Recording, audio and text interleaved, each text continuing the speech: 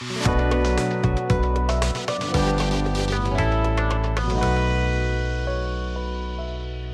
to another episode of The Art of Semi-Fiction. I am Robynne Miller. And I'm Jane Daly. And today we're going to be continuing our conversation that we started in a previous episode on what role does truth have in fiction.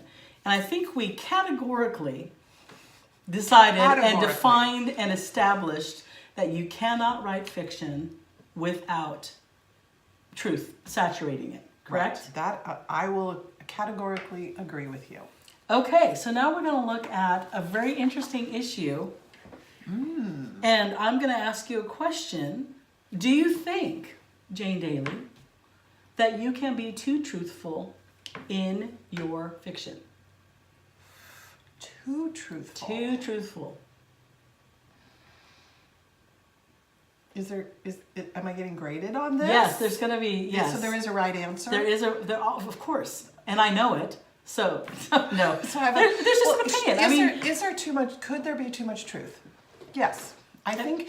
Let me back that up. I think that in where I'm coming from would be from a Christian perspective. Yeah. That if I'm writing fiction, but I'm really writing a story of, say, something that has some truth to it. Yep. That I could go into so much detail that it becomes prurient or almost. What's a better word? Too graphic. That would be my yes. I think it is possible to have too much truth in fiction. That is an absolutely awesome answer. You're going to get full marks on that one. Whew, I know. You were worried. I mean, the truth is, you're right. We've talked about this before too. The idea, we have to be really careful about what we're putting into the world, just as writers in general, but it's faith-based writers. The images that we put forward into the world, we've got to be really careful with, because the written word is just as powerful as visual. In fact, I'm more traumatized by some things I've read than some things I've seen. Absolutely. And I've been traumatized by both.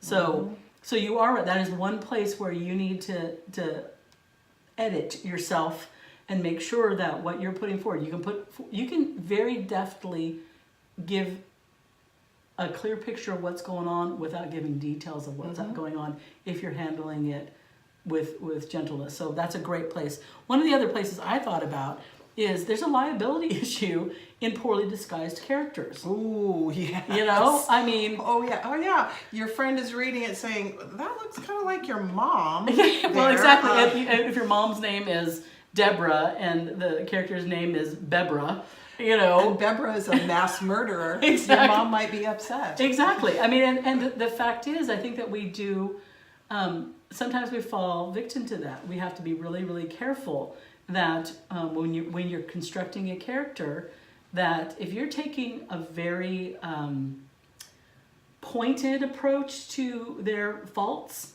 you need to really work on disguising it well.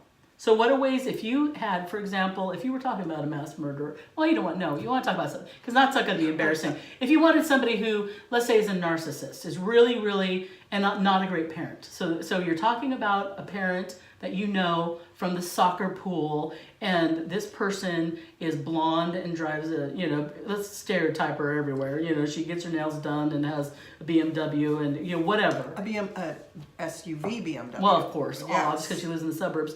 So, and her name is Jill. Let's say Jill. Jill, yeah. But she's an important character. But if and her husband's a dentist, and she has 3 Shih Tzus or something. So if you were to write a blonde SUV BMW driving suburban soccer mom whose husband's a dentist, and they have 3 Shih Tzus and they have the 3 kids that she has or whatever, then obviously there could be a problem. You could get into trouble. So what would you do? What way could you take that very real narcissism that you want to capitalize because you need a character that has that? What could you do? Well, the first thing that I would do would be to decide if it needed to be female, because if it didn't, I could make that character male. Yeah. Now, if it does need to be female, of course, I'm gonna change the looks, the circumstances of her life, so maybe not a soccer mom, maybe her child is of a different sex than what it is real, and Yep. he or she is in theater. Yeah. So those are some subtle differences I would use. How about you? It's funny how many people struggle with this, because I'm thinking it's pretty easy. You can change you just change age. You change the details that don't matter. That's Right. how I always say. If it doesn't matter, like you said, if she needs to be a female because you're going to be running into her and having interaction in the female locker room at the gym, obviously she needs to be a female. So you change what doesn't matter. Age, physical characteristics, instead of 5'8" blonde, she can be a 4'2" redhead. You can change the number of kids, you can change the living circumstances, the profession. You can take that one, you just literally take a little exacto knife, a literary exacto knife, and lift out the narcissism, and you can put that into anybody. And I don't want to say it's laziness exactly when people don't do that, because I don't necessarily think it is laziness. But I think that if you want to make sure that people don't get cheesed off by your writing, and we don't want to usually. We want to, when we're writing, we're hoping that we're going to add to the world, not take away from it in some way. I think it's important that nobody can recognize themselves. Well, and I think, as Christians, we have to go back to, do you have an ulterior motive Yes. for making this person that you maybe can't stand, a character in your book who's going to look exactly like he or she does? Maybe in we real need life? some pastoral counseling before Maybe we do some writing. Check your heart. Exactly. Check your heart. Exactly. Maybe an extra trip to the Christian bookstore for some self-help books. Yeah, that's true. That's absolutely true. If it's serving our story or is it serving our need for revenge? Exactly. Big question. Yes. You know that saying, be nice to me or I'll put you in my book and kill you. Yes. Exactly. But the truth of it, I just find it super easy. I find it a super easy way, because I don't ever, there's always an essence of a character that I'm trying to achieve. It's not the character, I'm not trying to duplicate it and take it out of real life and put it into a story. I'm trying to have the essence of something. And you can put two really weird traits together so one person say, well, yes, nobody, a narcissist will not say, yes, I am a narcissist and I recognize myself, but it would be a first. It would be a first. But if you put that next to a kleptomaniac or, some other quirk, or, they would only wear purple or whatever. They had to wash their hands 25 times before they left the house. Whatever it is, when you make that composite character that we're talking about, the little truths of different people, and you put them into one, then nobody will look at that and go, oh, obviously that's me. Now, you have to be careful in situations. Again, when you're writing, if you're writing so accurately to something that has happened and it can hurt somebody else, I caution you, seriously, when we were joking about it, but check your heart. If you know that somebody in your neighborhood always cuts the line at the school, and makes everybody else wait, and they park in the wrong spot so everybody's waiting, to get the kid or whatever, don't write about that incident. Even if you say it's a school, my school's in the woods, but in a downtown school, there's a mother who does the exact same thing, right? Don't do that. Don't do that. But you might take the emotion you're feeling, and maybe that feeling is, I've never felt good enough. I always feel like people take advantage of me. I never feel like I can stand up for myself, or whatever, and apply it to something else that has nothing to do with school, kids, or pickup. You can take the emotional truth of that event and put it somewhere else. Well, let's flip that. Let's flip it to somebody who you really admire, and you want to put that person in your book.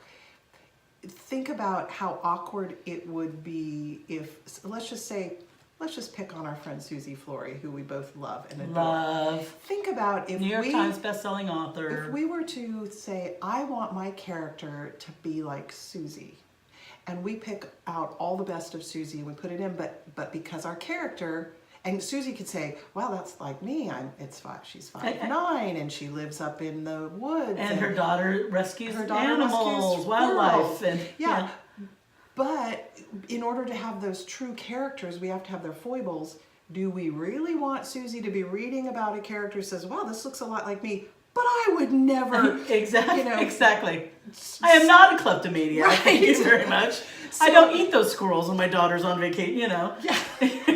Yeah, exactly. I don't let the squirrels out and say, oh, they got loose. So we take those, as you were saying, which it just goes back to that universal truth of taking those composites of who we like and admire or who we dislike and disadmire. Yes. And putting them into a character that's not going to be recognizable, not only for safeguarding someone's mental health, because I would not want to read a book and go, wow, this Robynne wrote a book and this main person sounds a lot like me, but spiky little maroon hair. Yeah, but goodness gracious, I've never stolen lipstick from Walmart. How dare her write that about me?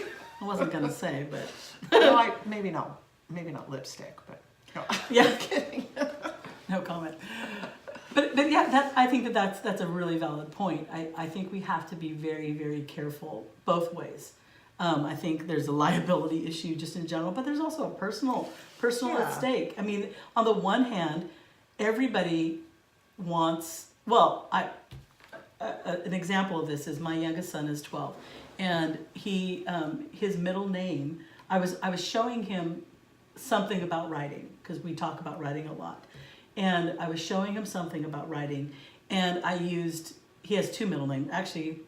It's weird. I think he's got two names as his first name and a middle name. So he's actually got 4 names, but not everybody uses his second first name. Anyway, complicated. Wow. All of our kids have 4 names, and we're sorry.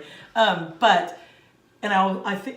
use that second part of his first name as the main character, and he's very, very close to one of his sisters, very close. And I used part of the second part of her first name again.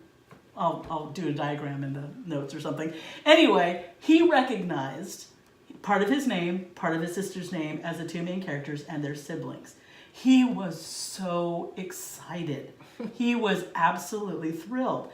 And I was talking to my husband later, and I said, now I feel this obligation. I can't make either of them do anything wrong whatsoever, because even though not the circumstance, not us, it's not him, it's not, I just used those 2 names because I was pulling them out of my head quickly when I was writing a chapter for him to demonstrate something about writing. And now, as far as he's concerned, that's him, and that's his sister, and as a result, I can't make either of them poop heads. Right? I can't. Well, and I was going to have the sister, I mean, not that I even thought about this whole novel thing, but, because I don't write YA either, but I was going to have the sister not journey on with the brother in my mind.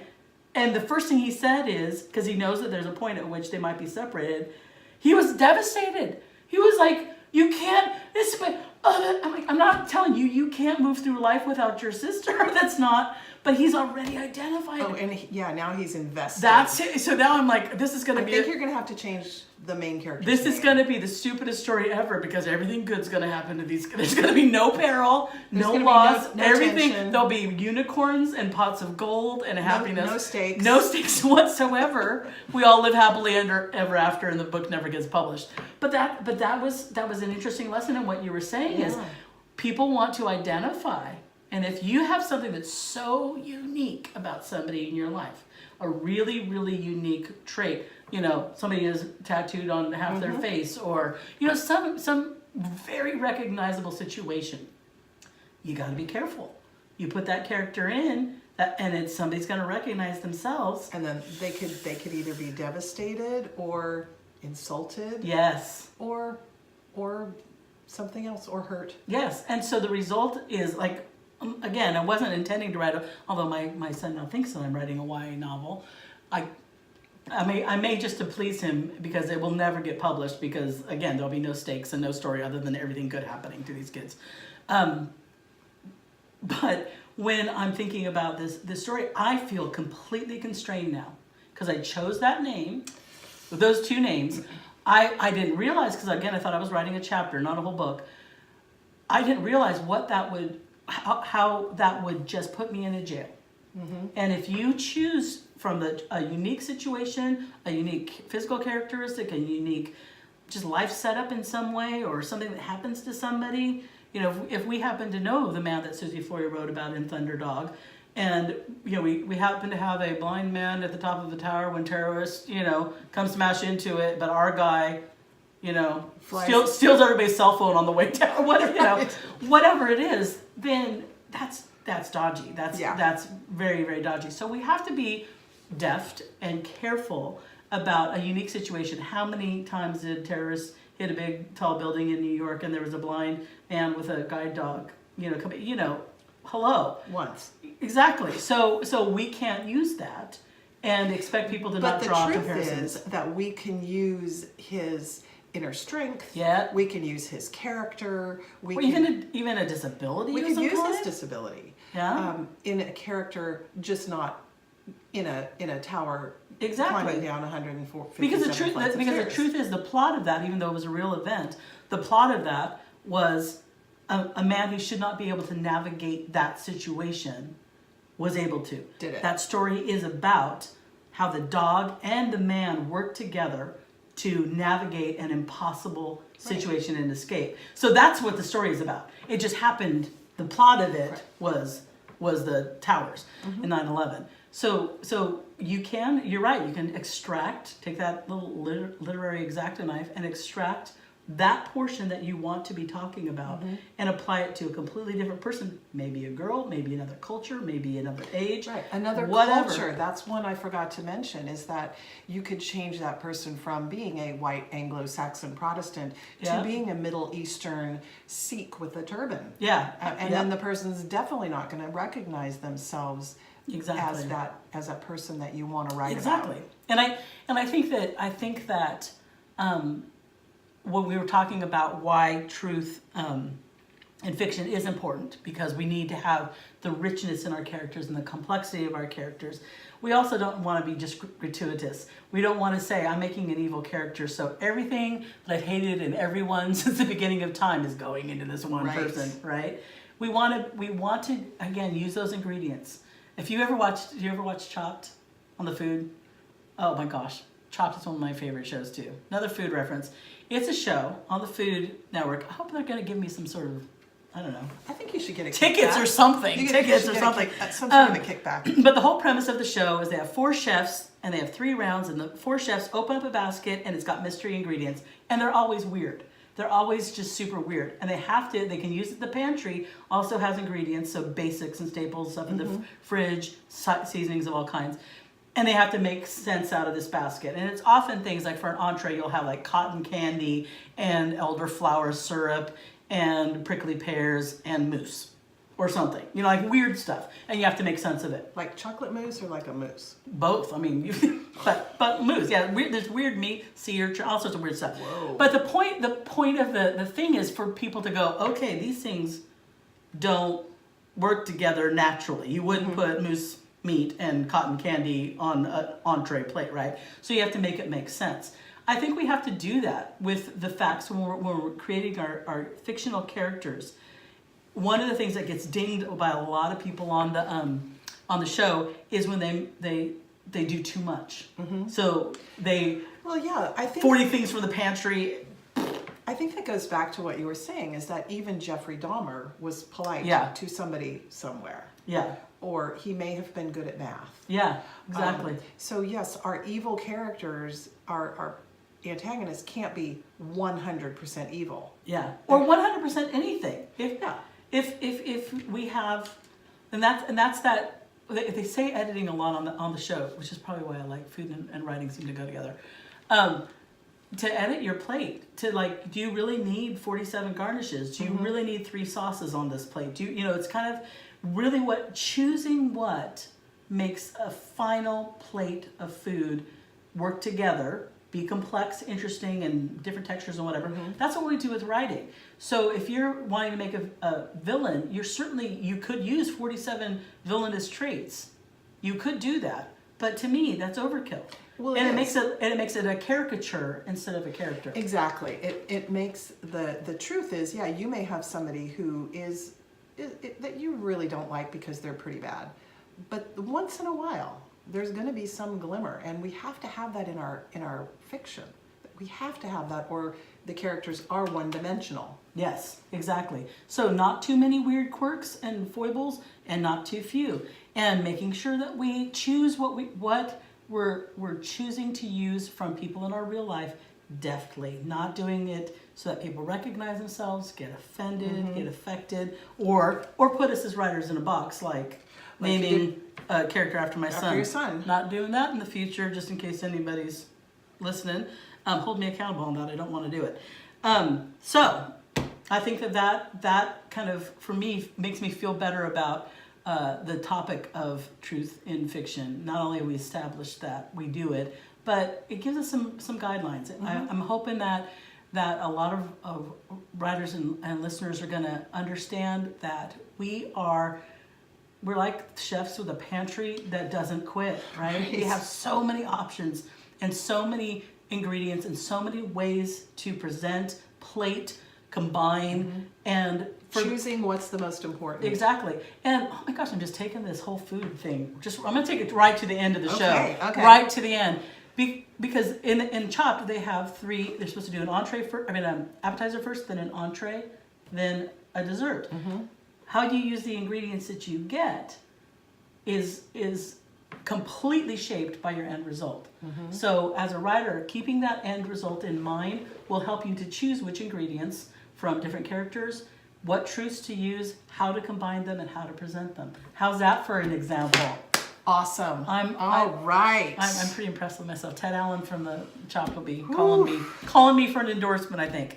All right. Well, thank you very much. This has been The Art of Semi-Fiction, where we explore every corner of the written word. I am Robynne Miller. And I'm Jane Daly. And we appreciate you listening. Please subscribe, and we will see you on the next show. Thanks.